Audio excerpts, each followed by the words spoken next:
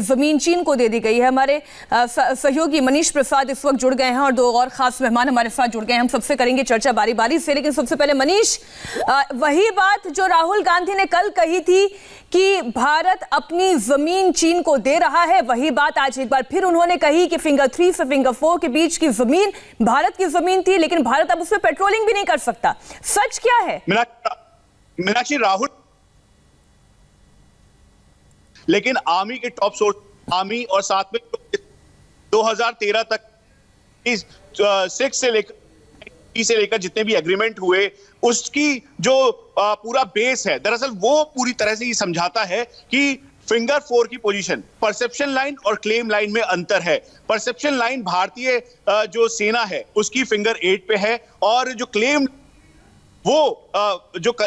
Line है वो finger 8 तक है, और जो परसेप्शन लाइन है 4 और 5 के बीच में। ठीक वैसे ही जैसे चाइनीज पीएलए की क्लेम लाइन और परसेप्शन लाइन है, भारतीय सेना लगातार फिंगर 4 इसी मेजर ध्यान सिंह थापा पोस्ट, जो कि उनकी परमानेंट पोस्ट है, यहां पर रहती थी और फिंगर 8 तक जाकर पेट्रोलिंग करती थी। चाइनीज पीएलए जो इनका मेन बेस, परमानेंट बेस शिंजाप और खुरनाक फोर्ट पर है, जहां पे उनके रडार सिस्टम और पूरा जो बटालियन है वो है, वहां से वो मूव करते थे, फिंगर 4 तक आते थे और वापस जाते थे। और जैसे ही वो फिंगर 4 को क्रॉस करने की, यानी फिंगर 5 को क्रॉस करने की कोशिश करते, हमेशा झड़प होती थी। 2017 की आपको तस्वीर याद होगी जब भारतीय सेना और चाइनीज पीएलए आमने सामने थी, उस समय भी पीछे उनको खदेड़ा था। तो ये एक मेन फ्रिक्शन पॉइंट था। अब ऐसे में म्यूचुअल अंडरस्टैंडिंग के साथ, ताकि जिस तरह से दोनों सेनाओं का बिल्डअप था, फोर्टिफिकेशन था, करीबन भारतीय सेना के 3000 जवान फिंगर 4 की पोजीशन पर, और उसके साथ साथ जो चाइनीज पीएलए के जवान थे वो भी करीबन 2500 में थे। तो ये बिल्कुल क्लैरिटी है कि भारतीय सेना की तरफ से बिल्कुल क्लियर किया गया कि वो अपनी परमानेंट पोजीशन पे होंगे, लेकिन कहीं से भी 1 इंच जमीन भी भारतीय सेना ने चाइनीज पीएलए को नहीं दी है। अब रही बात इस पूरे डीमिलिटराइज जोन की, दरअसल ये इसलिए किया गया क्योंकि फेस ऑफ की कंडीशन थी। 4-5 मई डीमिलिटराइज जोन की जब आप बात कर रहे हैं, बहुत संक्षेप में बताइएगा, क्योंकि और दो मेहमान हमारे साथ जुड़े हुए हैं, हम उनसे भी चर्चा करेंगे।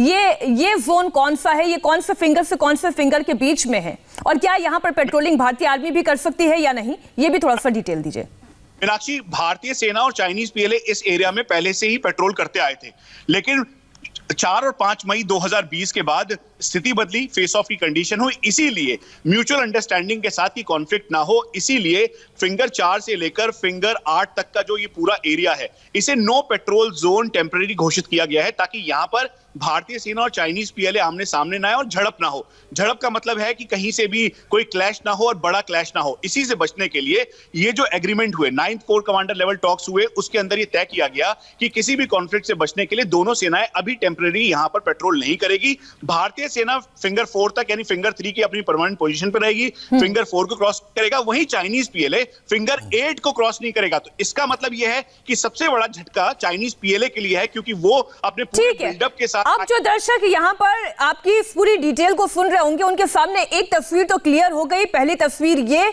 कि 4 से आगे भारतीय जो सेना है वो नहीं बढ़ेगी, और 8 से आगे चीनी सेना अभी नहीं बढ़ेगी, और जो वो पेट्रोलिंग जोन है अभी उसे डीमिलिटराइज कर दिया गया है, और फिलहाल टेम्पररी पेट्रोलिंग भी नहीं हो सकती। मेरे ख्याल से ये बहुत ही क्लियर शब्दों में समझ में आ गया है। अब हमारे साथ दो बेहद खास मेहमान जुड़े हुए हैं। Lieutenant general doctor Subrata Shah साहब हमारे साथ हैं, और हमारे साथ चीन के मामलों में एक्सपर्ट जयदेव राणाडे साहब भी हैं। सबसे पहले जयदेव जी, मुझे चाइनीज परसेप्शन और इंडियन परसेप्शन दोनों का साइमल्टेनियस थोड़ा सा ये समझाएं, दर्शकों को भी समझ में आए कि दोनों ही देशों के परसेप्शन के लिहाज से इस वक्त की स्थिति क्या है। ऐसा है कि हमें थोड़े मैं 3 बिंदु सामने रखता हूं, जिसपे जो बैकग्राउंड के लिए मेरे ख्याल से महत्वपूर्ण है। पहली बात तो ये है कि जो लाइन ऑफ कंट्रोल या जो बॉर्डर या लाइन ऑफ एक्चुअल कंट्रोल है वो डिफाइंड नहीं है। ना चीन ने किया है और ना कोई मैप पे ये तय किया है। तो ये जरूर थोड़ा, मैं ये नहीं कहूंगा कि डिफरेंस इन परसेप्शन, मैं कहूंगा कि चीन ने अपनी लाइन स्पष्ट करने से रोका हुआ है, उन्होंने सामने रखा नहीं है बात। दूसरी बात, अगर आप रक्षा मंत्री के भाषण सुने पार्लियामेंट में, उन्होंने ये भी कहा है कि जो भी जमीन चीन के ऑक्यूपेशन में है वो इलीगल है, यानी कि 38,000 स्क्वायर किलोमीटर जो अक्साई चीन लद्दाख के हिस्से जो चीन के कब्जे में है और जो पाकिस्तान ने इलीगली सीड किया है चीन को, वो सब भारतीय जमीन है और चीन के इलीगल ऑक्यूपेशन में है। दूसरी बात, उन्होंने कहा कि जो 90,000 स्क्वायर किलोमीटर चीन क्लेम कर रही है अरुणाचल में प्रदेश में भी, तो वो भी हमें मंजूर नहीं है। तो मेरे ख्याल से जो सॉवरेनिटी और टेरिटरी के इश्यूज हैं वो उन्होंने अपने स्टेटमेंट में क्लियर किया है।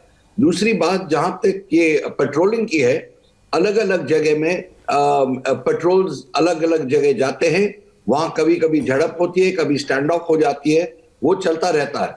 पर यहाँ पे अभी जो 9 महीने के बाद जो फेस ऑफ हुई है, सबसे लंबा स्टैंड ऑफ हुआ है हमारा फेस ऑफ, तो 9 महीने के बाद जब हम डटे रहे और हम लोग पीछे नहीं हटे, तो उसके बाद ये जो अब डिसएंगेजमेंट हुई है वो अहम डेवलपमेंट है।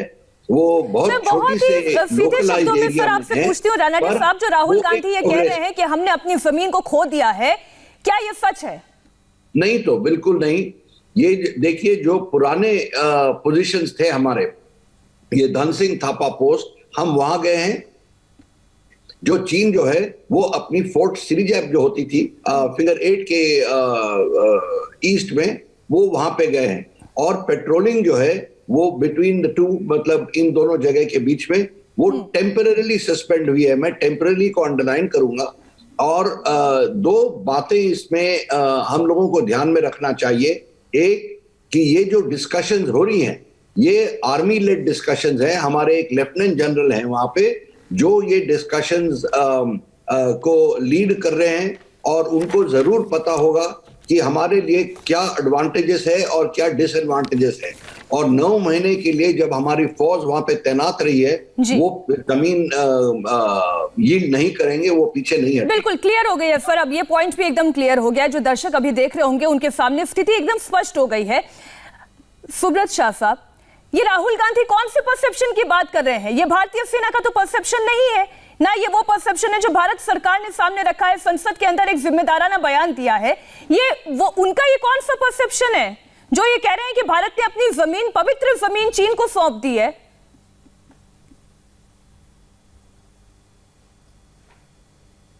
सुब्रत शाह साहब, अगर आप मुझे सुन पा रहे हैं तो क्या आप ये परसेप्शन समझ पा रहे हैं? रानाडे साहब तो साफ कह रहे हैं कि हमने कुछ नहीं खोया है। मनीष ये बता रहे हैं कि सरकार का स्टेटमेंट क्या है।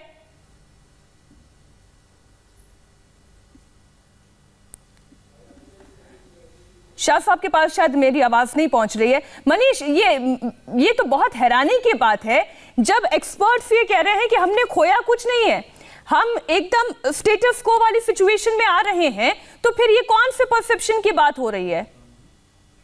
मीनाक्षी, सर्विंग ऑफिसर्स जो इस समय ऑन ग्राउंड मौजूद है, जैसा रनाडे सर ने भी कहा, 14 कोर के corps commander major general Menon खुद, लेफ्टिनेंट जनरल मेनन खुद इसको लीड कर रहे थे, साथ में एमईए का रेप था। और यही वजह थी कि चाइनीज पीएलए ने सबसे पहले सितंबर और अक्टूबर महीने में कहा कि भारतीय सेना फिंगर 4 पे रहे और चाइनीज पीएलए फिंगर 5 पे रहेगा और उसका टेम्पररी स्ट्रक्चर होगा। लेकिन भारतीय सेना ने इसे मानने से बिल्कुल इनकार कर दिया। यहां तक कि उसके बाद अक्टूबर में, नवंबर में और जनवरी में जो इनिशियल टॉक्स हुए, नवंबर जो लास्ट में जो टॉक हुए, उसमें भी इस बात को लेकर चाइनीज बहुत रिजिड थे कि वो पीछे हटने को तैयार नहीं है। लेकिन भारत का बढ़ता हुआ कद, बढ़ता हुआ प्रेशर और मल्टीपल लेवल से टारगेटिंग करने की वजह से चाइनीज पूरी तरीके से प्रेशर में थे।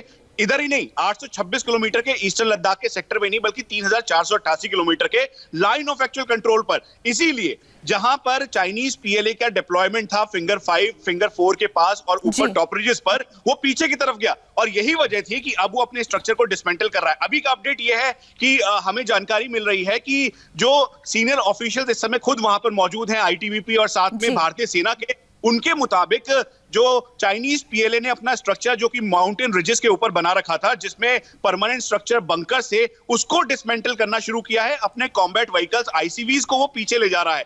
यानी इसका मतलब यह है, जो तस्वीर हमने कल ठीक है मनीष जी, आपने एक बड़ा अपडेट दिया है कि अभी वहां पर ये डिसमेंटलिंग प्रोसेस शुरू हो गया है और डिसएंगेजमेंट की दिशा में ये एक अच्छा कदम है, और हम ये उम्मीद करते हैं कि चीन जो कह रहा है वो उसी तरीके से करता रहे। इसी बीच एक बड़ा बयान आपको बता दें, एलएसी पर डिसएंगेजमेंट समझौते पर राहुल गांधी ने सवाल उठाए और इसके बाद केंद्रीय मंत्री